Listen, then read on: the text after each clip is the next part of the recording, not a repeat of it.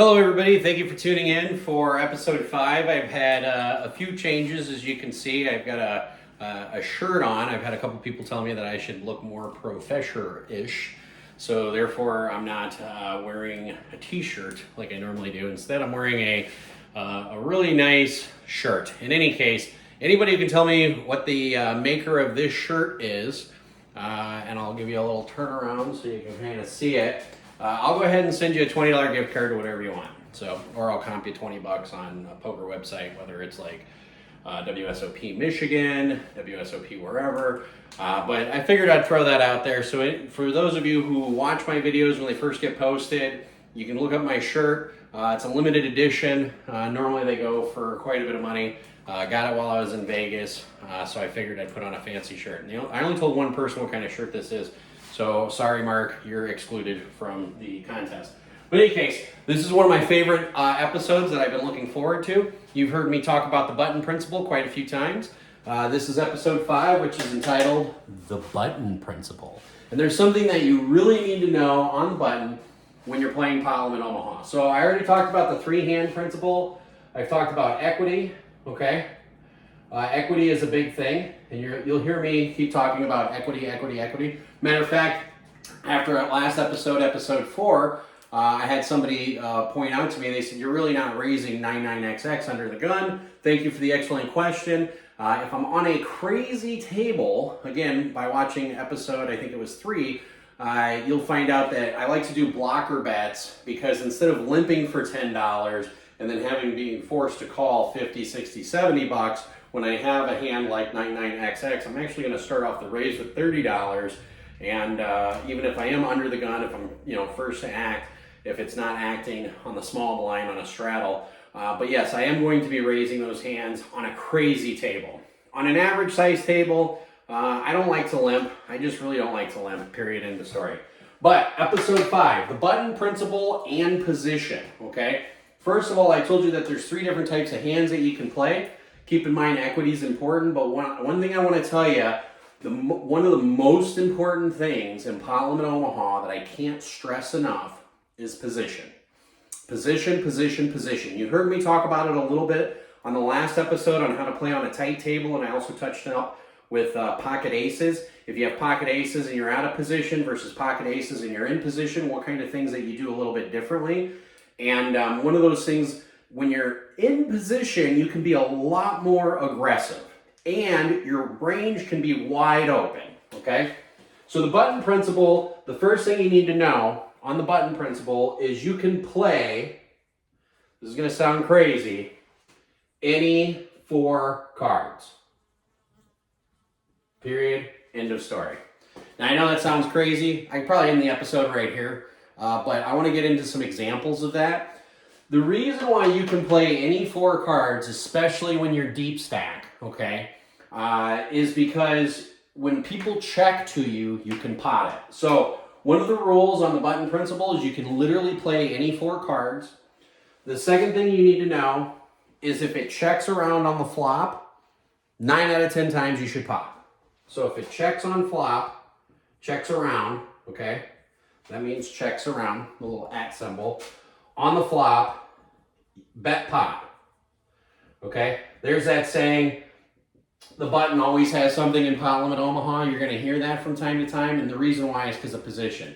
Because no matter what the flop comes, doesn't matter whatever the flop is, if you go 5 ways to a flop and it goes check, check, check, check, and I'm on the button, there's about a 90% chance I'm betting pot.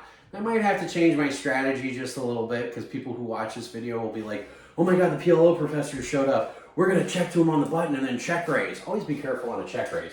But first of all, if it checks around on the flop, you can almost always bet pot. And here's the thing. When you bet pot, you're going to get called. And that's okay. You have to be okay with that because you're just starting to tell the story of what you have, okay? The third rule on the button principle, because if it checks around on the flop, unless something drastically changes, if a blank comes on the turn, okay, or if, again, it checks around on the turn, bet pot again, okay? Now, in order to do this, you do have to be a little bit deep. deep or deep stack relative to the pot. Relative, I just butchered that, to the pot size, okay? Now, what does that mean? That means if you have a starting stack of $1,000, okay, and say you're on an average table, you're not on a crazy table, you're not on a tight table, you're typically going 4 ways to the flop, sometimes 3 ways, sometimes 5 ways, sometimes everybody calls. That's your pretty average Parliament Omaha table, is, you know, and you're not getting that many 3 bets. And here's the other thing, you can start your bluff or semi-bluff because your hand is always going to have some pretty decent equity. On the button, you can start that pre-flop, okay? So this is another rule that's going to come down here in just a minute. But what do I mean by you have to be deep stack relative to the pot? So if you start off with $1,000, keep in mind all these videos pertain right now to a 1-2-5 game with a straddle of 10, okay? So if you go, say, 4 ways to the flop, your typical pot's going to have somewhere between $100 and $150 on it, okay? So if it checks around to the flop and you're on the button, let's just say there's 120 in there. Let's just take a mean or an average, if you will. Okay, that means you're going to bet 120 on the flop, and you're probably going to get 2 callers out of 3 people. Okay, because you're going 4 ways to the flop. Doesn't matter what you have. You can flop complete air, or you can flop a monster. Bet pot. If it checks to you, bet pot. Okay. And with 2 callers, then all of a sudden now you've got a $480 pot, because you got your 120 in of yourself, and now you're only 3 ways to the turn, and if it checks to you again, you have to be comfortable with putting in $480, okay? You just have to pot and then pot it again, okay? Now, if you're saying to yourself, well, you know, Professor, that only leaves me with $400 on the river to bluff with, okay? 2 things. If the river comes a complete blank, you can still bluff at it for $400. But wait a second, there's you know, 12, there's $1,440 in the pot. You think somebody's going to fold for $400? If it's a blank on the river, okay? Typically, if it's a blank on the river, yeah, people are still going to fold, okay? The hands that are going to call you, and again, this is only people who are really experienced at Parliament Omaha. If it comes blank, the only hands that are going to call you are over pairs with just a single pair, or like 1 pair. And I'll give you a perfect example, okay? So here I was playing in Green Bay, which is a pretty good place to play. It plays a little bit tighter than what I prefer, but that's okay. So here I was playing in Green Bay, and we go 3 ways to the flop. I had King, King, XX. I can't remember the hand specifically, but I had King, King, XX, and I was actually first to act. And the flop was pretty draw heavy. It was 9, 10, I think it was 3 with 2 suits, okay? I think it was like spade, spade. Now, as I told you in the previous episodes, anything that's 9, 10, XX is very draw heavy. So on the flop, even though I was first to act, the 2 players that I was playing with, I was like, you know, like, it's a draw heavy board. Even though I have kings, we're pretty deep. I want to build a stack just in case it does come blank, blank. So I bet pot. And if I remember correctly, pot was about $100 or $120. And I bet something like 75 bucks. I said, I want to start building this pot, because even though all I have is a dry pocket pair, if it comes blank, blank, then I'll be able to check and call a bluff. And this was actually my plan on the flop because I was out of position. Now, if you're in position and you have the button, you can do the same principle, where if it goes check, check, and you're like, but Professor, all I've got is kings. Well, you can still bet pot. First of all, they might not call you. If they do have a draw, then they're calling, and then you got a good idea, okay, all they're doing is drawing, okay? So I bet 75, I get 2 callers. So the turn ends up having $270 in there. And the turn was something like, what was it? It was like a 4. It was a complete blank, okay? And again, there's 270 in the pot. I was like, I think I still have the best hand. I think I have the most equity, because if the river comes a 3, river comes a 4, maybe even if it comes a 9, I'm going to be good. If it comes a 10, I'm not too happy about it. If it really comes 6 through queen, I'm not too happy about it, because that hits all the straights out there. 6 I'm okay with, but not entirely. but like a deuce, a 3, a 4, a 5, those are all pretty safe cards. Because in order for somebody to go runner on that, they might have to have something like a suited ace, like ace 5 or ace deuce, if a deuce or a 5 comes out. And then sometimes you just got to take that chance. So in any case, on the turn, I bet something like 225. And again, both people called me. Again, if you're on the button, you can still do this. It goes check, check. You can bet pot or you can value bet it. I would prefer you just betting pot because it signifies that you have a strong hand. In any case, I get 2 callers. So now we go to the river and we've got, what, 820 bucks in there? And the river was a complete blank. Not an entire blank, but the flop was 9, 10, 3, turn was a 4, and then the river was a 5. So really the only hands that I lose to, and it was an offsuit 5, the only hands that I lose to are like ace deuce, or 6, 7, or some combination of deuce 6. I really can't put somebody on deuce 6. Like somebody having deuce 6 there, that's just strange. Unless they have deuce 6, 7, 8, in which case the 6, 7 is going to play. So there's really only 2 hands I'm worried about, which is ace, deuce, and 6, 7. There's $820 in the pot, so I go ahead and check it. Keep in mind I was out of position. But again, you can use this on the button principle. But I go ahead and check it. Second player checks it. The third player decides to bet 500, okay? 500 on such a dry board. And this was in Green Bay. And I just sat there and I just kind of scratched my head and I'm like, the 5 doesn't change anything. The 4 didn't change anything. If you had a set of 10s or a set of 9s, I would have heard from you on the turn, okay? If you really had a set with 2 spades out there, you're gonna charge maximum for anybody who is drawing. So anybody who's leading the pot, like for example, if you're on the button and it goes check, check, and you bet pot, and somebody has a set of 9s and they're gonna check raise you, you're gonna hear from them on the turn. You can get rid of the hand, okay? But instead, they just flatted. So when she bets 500, I went in the tank and I ended up calling, and the player behind me ended up folding, and my kings were good. But the player behind me said something really interesting. He had the exact same read I did, and he had queens. He had dry queens. He had queen, queen, jack, X. And he was like, if you didn't call, Josh, I was calling. So same thing applies on the button principle. If everybody checks to you, you bet pot. Be okay with 1 or 2 callers. Be okay if everybody calls, okay? Especially if it's a draw heavy board. Now, if it's a dry board, still be okay with betting pot. There's a lot of times where I'm gonna bet pot on the button when it checks to me because it shows so much weakness. You know, say you take a dry board, okay? Say you take queen, 7, 3, rainbow, okay? That's a pretty dry board. Usually, set of queens is the nuts on the flop, set of queens is gonna stay the nuts all the way through. Or, like maybe even a set of 7s. Well, let's just take, for example, if you're on the button and somebody flops bottom set, okay? And let's say you're playing on an average table. Say the guy ends up having something like 3, 3, jack, jack, double suited, okay? And this is the flop. Queen, 7, 3. And you've got 4 players going to the flop, okay? And this is when we start getting a little bit more in depth. Some people asked me questions. They said, hey, now that you're doing these videos, if you were my coach, do I get a refund? And I said, ha, ha, ha, ha, that's kind of funny. First of all, thank you for the comment. Thank you for watching. I appreciate that. But no, because we go into very specific hands and specific situations. And this is a situation that I'm going to go into. But say, for example, some guy has 3, 3, jack, jack, and say he's second to act, okay? So the first player checks. He checks because he or she, pardon me, checks because they're not sure if a set of 3s is good or not.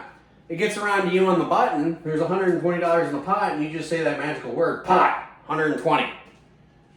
First player folds. Second player's got to decide, my set of 3s, I'm probably going to call one more time because I really want to find out if my set of 3s are good or if my set of 3s I'm just drawing to quads, okay?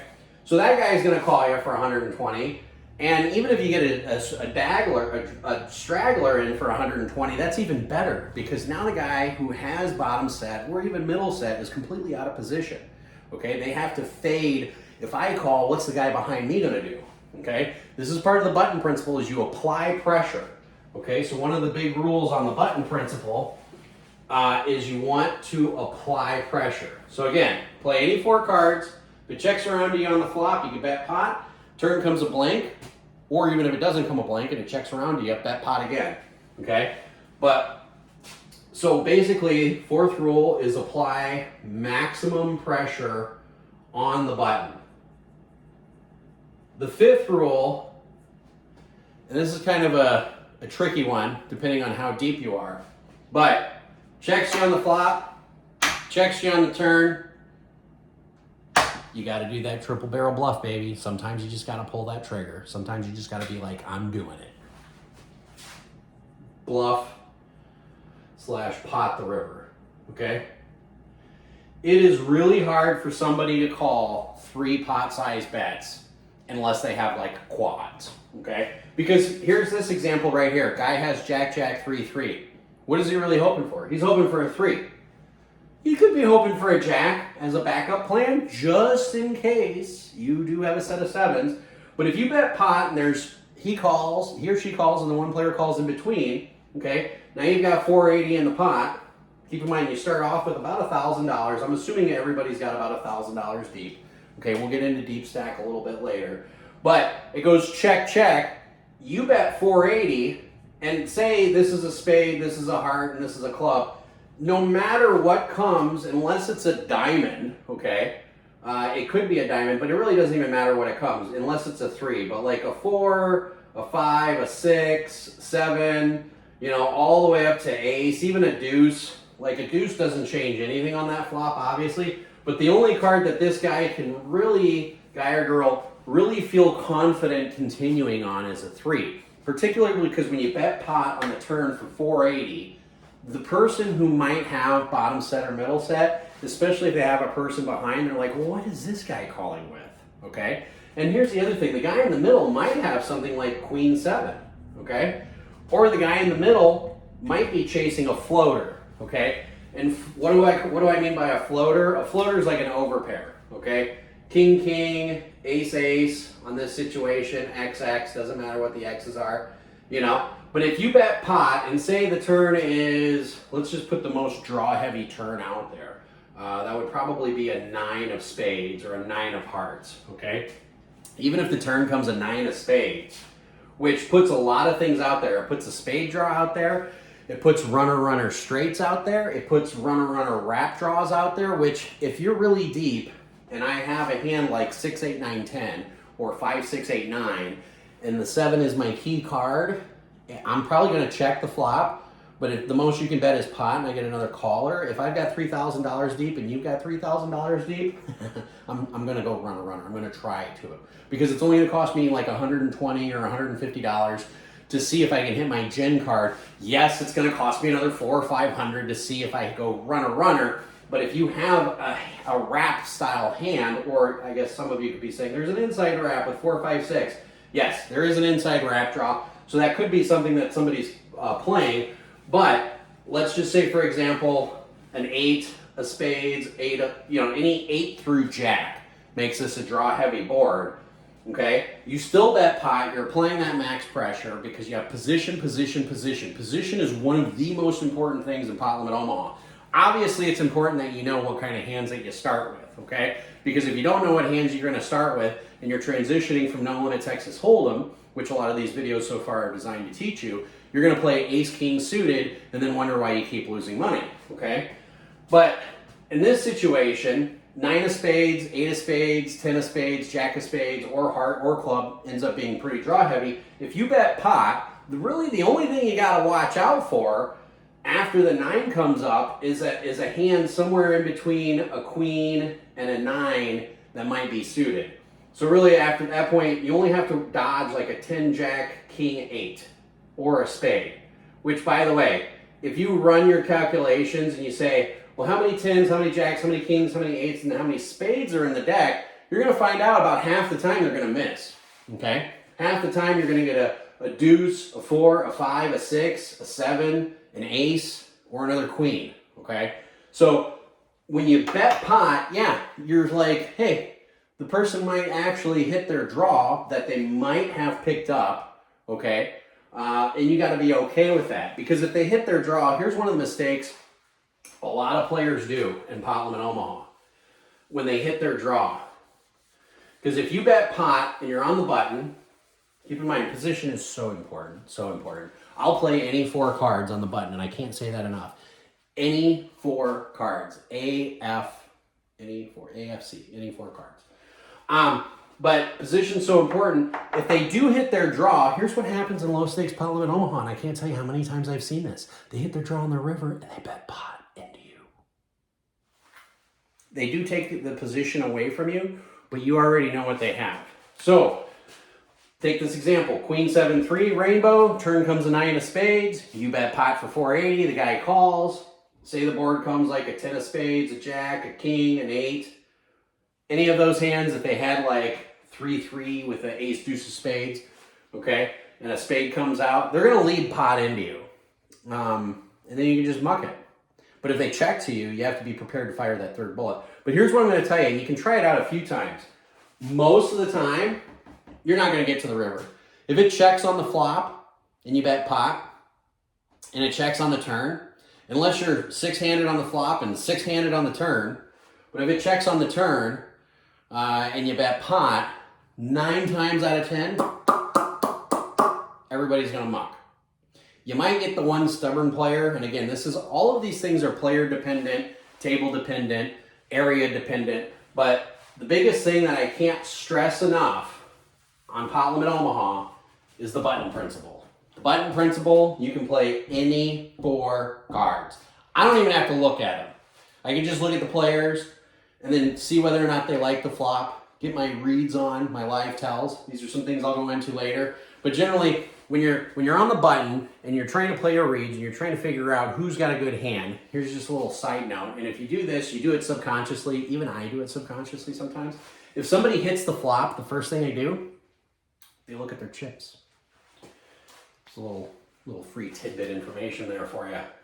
Just watch the people's eyes. Don't even look at the flop. I don't even look at the flop until it's on me, whether I'm playing in a tournament or I'm playing cash game. No matter what, if I'm last to act, the last thing I do is look at the flop. Stop looking at the flop. When the flop comes out, I look at all the players, okay? I play my reads really well. I've made $1,000 calls with dry aces, had them be good. I've also made $1,000 calls with dry aces and have them not be good. But my point is, play your reads. Get used to, in Parliament Omaha, you can read people. Okay, the first thing they'll do if they have a strong hand is they'll look down at their chips, subconsciously. But yes, the button principle. So, play any 4 cards on the button. You just have to get comfortable with that. If it's a raise, even if it's a 3-bet, what's the person going to 3-bet to? If it's a raise to 30 and it's a 3-bet to 150, you can still play. Now, obviously, the flop comes out and the guy fires out $400 or $500. If you only got 1,000 deep, you're like, well, you've pretty much pot committed. I'm going to go ahead and muck.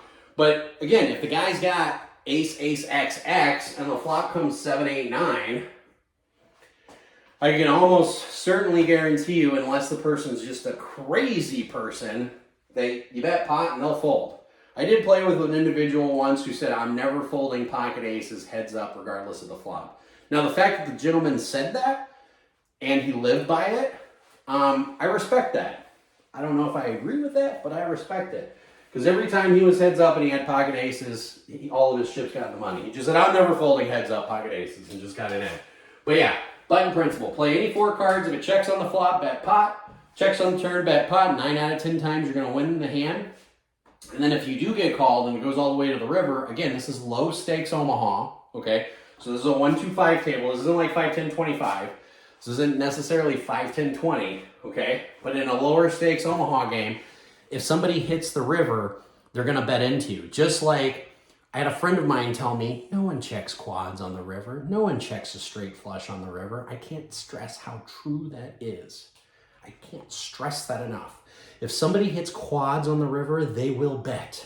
They might make it a small bet, but they want to make sure they get some value on it. They don't check, ever. I've seen it like maybe once in like, I don't know, 5-10 years. I've done it a couple times because I know no one checks quads and no one checks a straight flush on the river, okay? But again, this is the button principle. Thank you all for watching. Go ahead and first viewers that watch this, if you can guess what kind of shirt I have. Hopefully it doesn't say it on the back, but it is a custom-made shirt. Again, I'll send you a $20 gift card. I'll send you a message. As always, play smart, run like a god. Please don't forget to like and subscribe. Thank you very much.